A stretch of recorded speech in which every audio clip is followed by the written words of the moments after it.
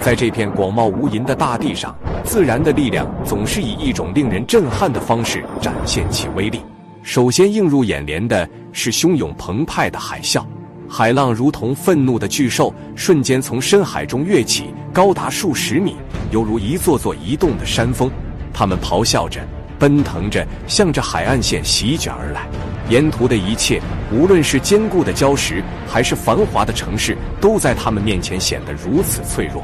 一时间，海浪所到之处尽是一片狼藉。紧接着，大地开始颤抖，一场突如其来的地震让整片土地都仿佛陷入了狂暴的舞蹈。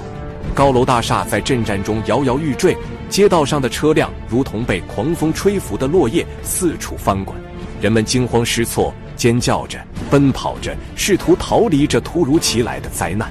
然而，在地震的淫威下，一切都显得那么无力。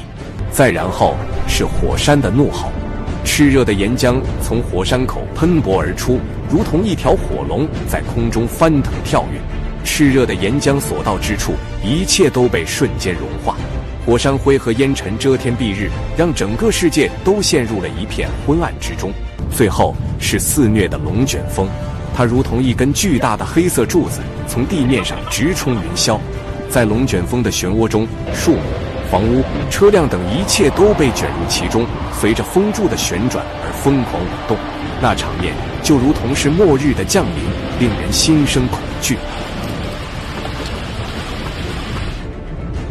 然而，在这些灾难面前，人类的力量虽然显得如此渺小，但我们的精神却从未屈服。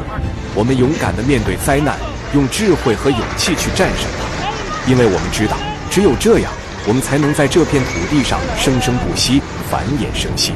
这就是自然灾害的震撼场景，它们让我们深感自然的伟力和生命的脆弱，但同时也让我们更加珍惜和感恩这片给予我们生命的土地。